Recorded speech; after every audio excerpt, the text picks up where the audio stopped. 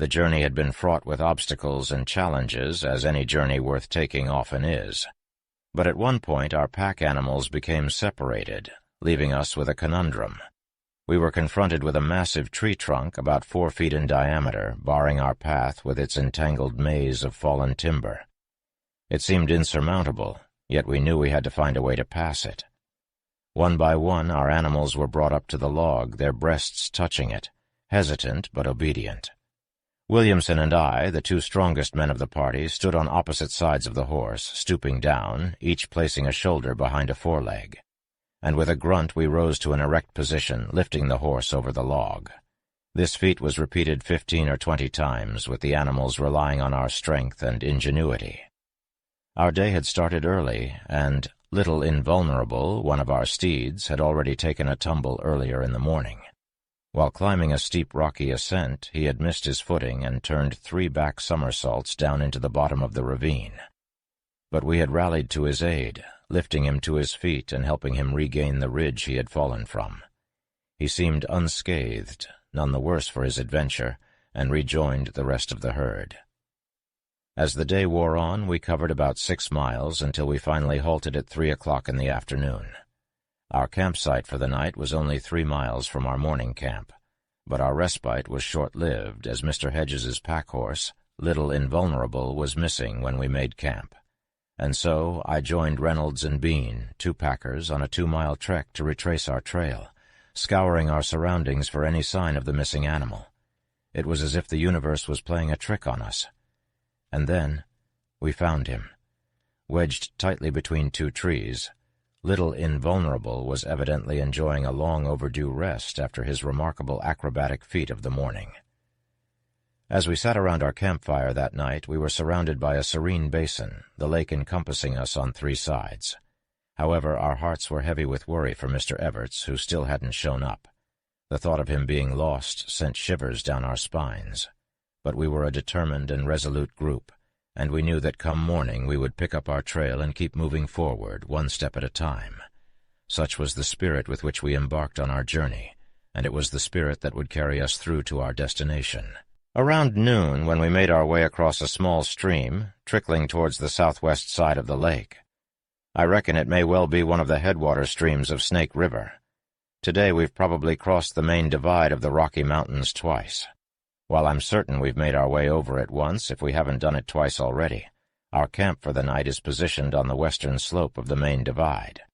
As far as the stream we crossed at noon is concerned, if it maintains its current course, it'll flow into the southwest arm of the lake. Chances are Mr. Evarts, whom we've been searching for, may well have followed this stream southward. I just had a powwow with Lieutenant Doane, and he believes we're camping tonight on the Snake River side of the main divide. There are ample reasons that make me concur with his point of view. The previous night we talked about what we would do if we lost anyone else in the team, considering that Hedges and Stickney had momentarily lost their way. We arrived at the consensus that in such an event we all would hasten to the southwest arm of the lake, where we had seen hot springs vapor from our camp on September the 5th, and stay put until we were all back together. Evarts, however, believed that a lost person ought to head almost directly west, with the hope of reaching the headwaters of the Madison River, and follow the stream back to civilization. However, he let go of that notion and accepted our collective decision. So if Mr. Evarts hasn't joined us tonight in the camp, we'll move out tomorrow to the designated gathering site. Saturday, September 10th. We set out from our morning camp at around 10 in the morning, navigating towards a 10-degree angle north of west. After a grueling 7-mile trek, we arrived at our evening campsite by the lake shore, approximately 5 miles from where we had started earlier that day. Unfortunately, there was still no sign of Mr. Evarts, so 2 of our companions, Gillette and Trumbull, retraced their steps along the shoreline in the hope of locating him or some hint of his whereabouts. As dusk settled in, we built a roaring fire atop a high ridge that offered us an unobstructed view of the beach, firing signal guns at regular intervals throughout the night. Mr. Hauser and I scaled a nearby peak to get a bird's-eye view of our surroundings, ascending to a height of some 800 feet above the camp. From the vantage point, we were able to survey the west and south shorelines of the lake, taking note of all its various inlets, islands, and points.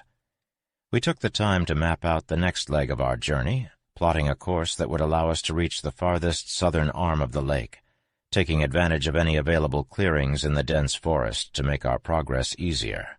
On the summit, we built a mammoth fire that was easily visible from miles away, hoping that Mr. Everts might spot the blaze and make his way to our camp. The trek to the summit itself was no mean feat, requiring us to navigate a narrow, rocky ridge that was hardly wide enough to accommodate a horseback rider. Once there, we discovered two small hidden lakes nestled deep within a recess in the mountainside, surrounded by an abundance of overturned rocks. Our journey for the day had taken us through long stretches of fallen timber, a slow, wearying slog for both us and our horses, forcing us to leap over endless logs and branches. By nightfall we had made it to camp, exhausted but with a sense of satisfaction in the knowledge that we were making progress. The day's observations would allow us to complete a revised map of Yellowstone Lake, revealing that it was far more distinctive in shape than previously believed, with a mere 3 islands dotting its surface. As the sun began to set, our spirits were dampened by our growing concern for Mr. Everts. We had planned to reach the southwest arm of the lake by nightfall, but the fallen timber that blocked our path delayed us. This was our 3rd day on this mission, and we were confident that Mr. Everts, if lost, would head towards that same destination. We feared for his well-being, knowing that without a pack train to slow him down, he could cover twice the distance we could in one day. Despite the delay, we knew we couldn't stay put. We discussed our options and agreed that it was foolish to remain here in camp or stay in our previous campsite, hoping Mr. Everts would catch up. We remembered the night we lost Mr. Hedges and how Mr. Everts had warned him to head towards the lake if he ever got lost.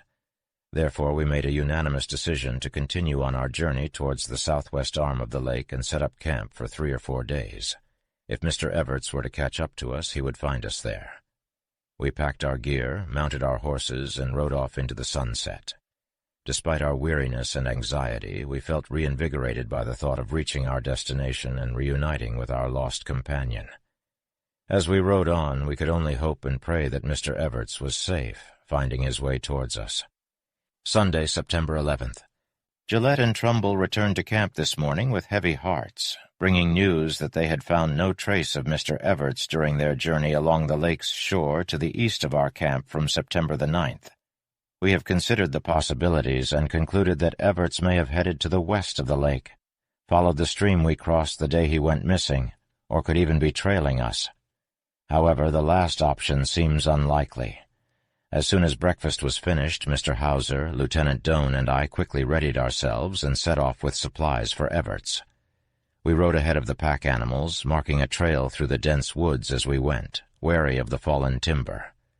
We searched with fervor for any sign of Everts, but the horse tracks we were hoping to find were nowhere to be seen. We combed both the beach and the trail on the bank in both directions for several miles, but the search was fruitless. We discovered that the small stream we crossed on September the 9th does not flow into this particular part of the lake, but is a tributary of the Snake River. By early afternoon, our pack train had arrived at the camp with the rest of the party. Disappointment and sadness were palpable among our group when they learned of our lack of success. We will devise a plan tonight for a systematic search, with this camp serving as the base of operations for several days. We are hoping that Everts will travel in a straight line and not wander in circles throughout his trek, allowing him to survive with the supplies he has, which include matches, ammunition, and fishing gear. Directly west of our camp, on the other side of this arm of the lake and about 4 miles away, lie several hot springs that we plan to visit before we depart from the lake. We were awoken from our slumber this morning at around 2 a.m. by the terrifying wail of a mountain lion. The eerie sound echoed through the night and chilled us to the bone. And then, as we indulged in our breakfast, we heard it again, the haunting call of the beast. As the sun began to sink behind the mountains, we circled around our small campfire. Our senses were already heightened from the earlier encounter with the prowling predator. Then, from the nearby woods, a sound so bone-chillingly human pierced the air that we all jumped up, convinced that it was the voice of our own Mr. Everts calling out for help. In our frenzy, we shouted in response, and some of us rushed towards the menacing noise. Fortunately, before we got too far, we were warned off by the warning growl of a mountain lion. Needless to say, it was a close call, and we all breathed a sigh of relief as we made our way back to camp. We've covered a distance of about 7 miles since we set out. At each campsite, we ensured that clear signs pointing the way and the location of provisions were prominently displayed. As for the surroundings we've been moving through for the past 5 days, it's quite fitting that it was described by Bridger as being as barren and inhospitable as to even leave the crows to carry their supplies. Indeed, it has been a lonely and often treacherous journey. Monday, September 12th. As per our prearranged plan, 3 groups were sent out this morning to search for Mr. Everts. Smith and Trumbull were to follow the take shore until they spotted our last camp. Hauser and Gillette were supposed to return on our trail through the woods, carrying their blankets and 2 days' worth of rations. General Washburn and I were supposed to head in the southerly direction towards what we referred to as Brown Mountain, about 12 miles away. Smith and Trumbull got back early in the afternoon and informed us of seeing a man's footprints in the sand. Smith also claimed to have glimpsed several Indians, but Trumbull did not see them, reasoning that it was because Smith was short-sighted. For some unknown reason, they did not further investigate and returned to camp in good order. General Washburns and I failed to find any leads on Mr. Everts. We traveled around 11 miles directly south, nearly reaching the bottom of Brown Mountain. We kept a watchful eye on the ground the entire way, searching for any horseshoe tracks. We crossed no streams between the lake and the mountain, and if Mr. Everts followed the stream we crossed on the 9th, he would now be south of Brown Mountain. It's clear that he didn't pass through the western side between Brown Mountain and Yellowstone Lake. Otherwise, we would have seen the tracks of his horse. Now it's night, and Hauser and Gillette have not yet returned. 2 miles on the north side of Brown Mountain, General Washburn and I passed over a low divide, which I believe is the main range of the Rocky Mountains. There's another brimstone basin just beyond it, which contains around 40 or 50 boiling sulfur and mud springs and several small steam jets. A babbling little creek flowed gently through the basin, winding its way between the 2 towering mountains on either side of us. Their slopes, rising several hundred feet, were marked with unmistakable signs of the turbulent volcanic activity that lay beneath the surface. As we trekked onwards, our feet crunching against the rough earth, we came across a considerable portion of one mountain slope, covered with a hollow crust of sulfur and lime or silica. From the depths of this strange alien surface, hot steam hissed forth, while small mud craters with diameters ranging from 6 inches to a foot bubbled and gurgled. We could even see the sulfuric mud and water oozing from the depths of these mysterious pits.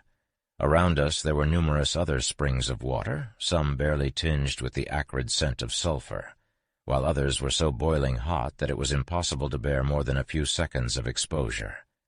These springs overflowed, flooding the expanses of green grass between the crusts with scorching hot water, leaving them thoroughly and deeply saturated. The grass, however, had grown thick and matted, forming a compact and robust turf that could easily bear a man's weight.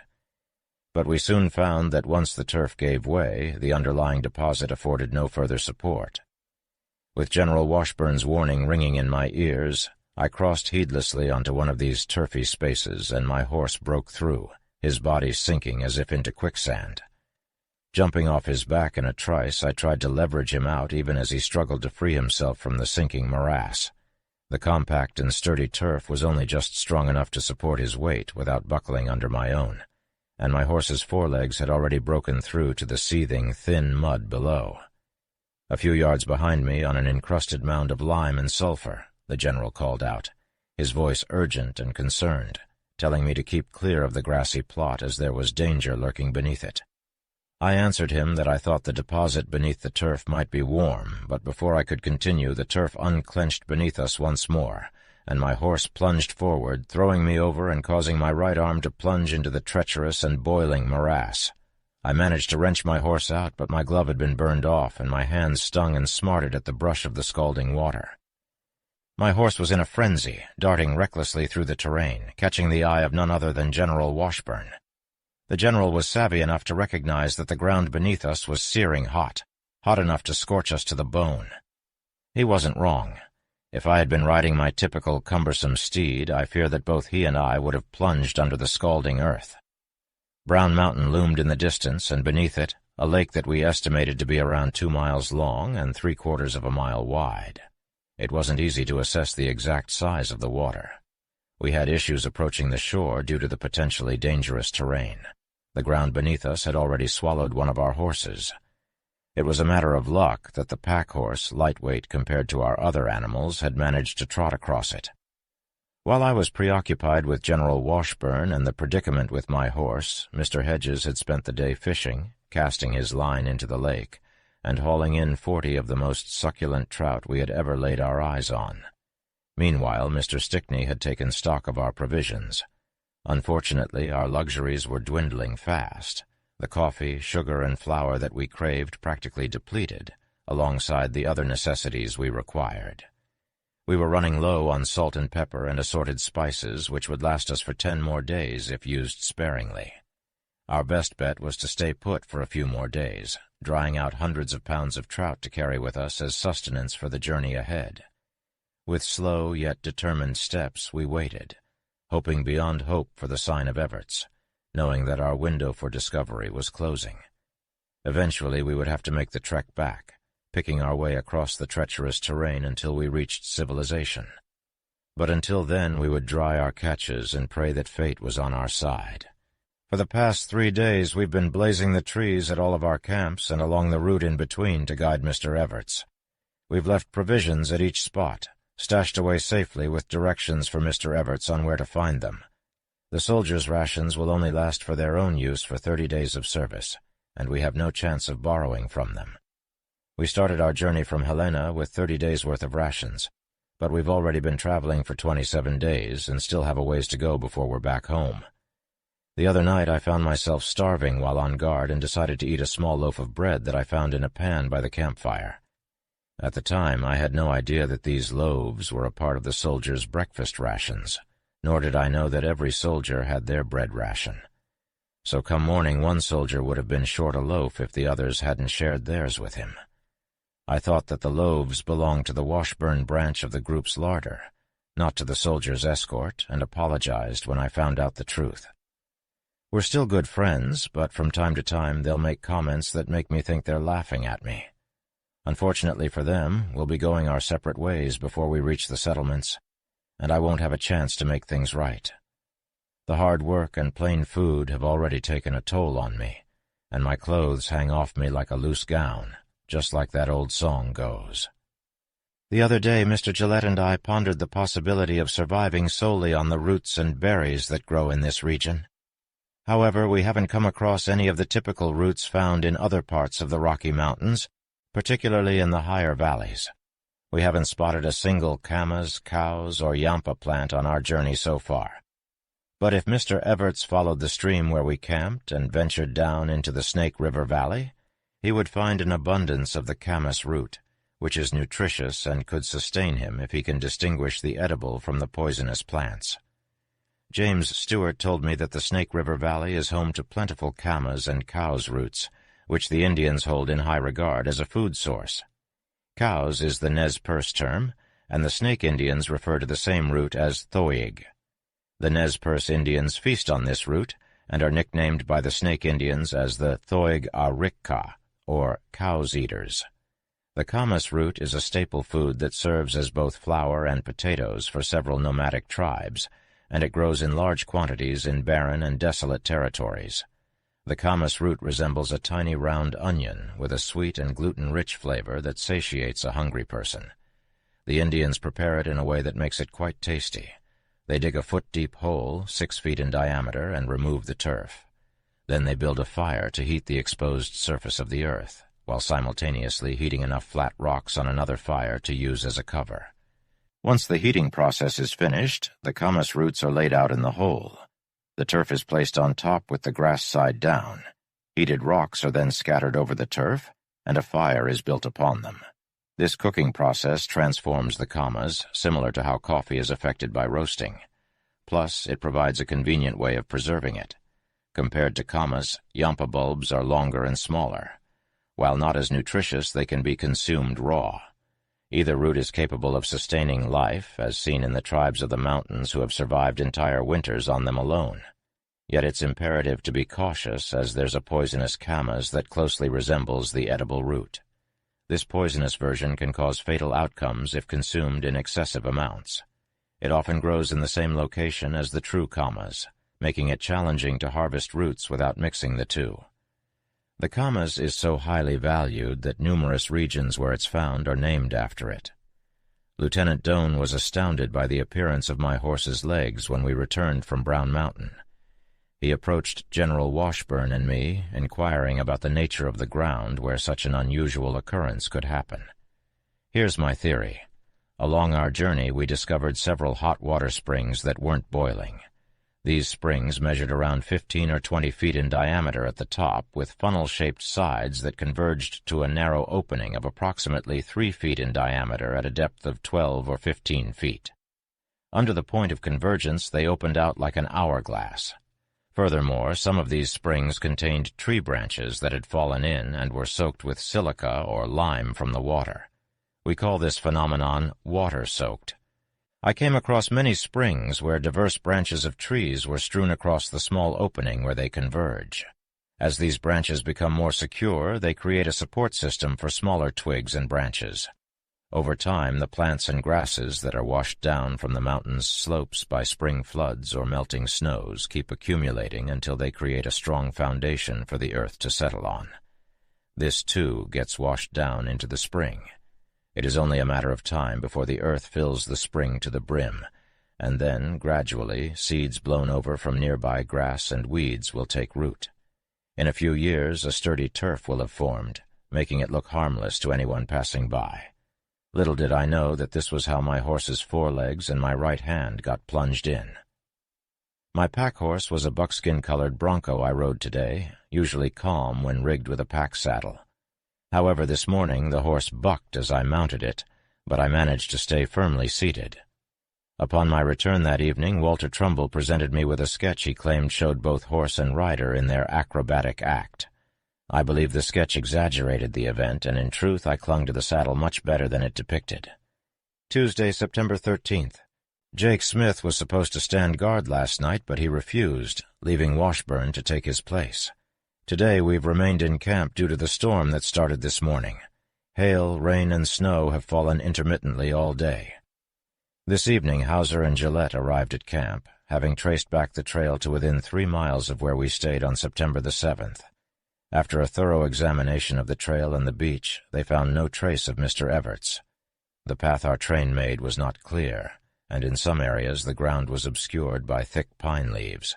It was almost invisible, and anyone walking on it would have to dismount and observe the ground every step of the way. Hauser and Gillette knew the way since they had traveled it before, and their horses instinctively led them for a significant part of the way. When the trail was no longer discernible, their dog, Booby, led the way when they were lost, guiding them back to camp without incident. They traveled almost as far as our train traveled in 4 days each day, which is quite an accomplishment.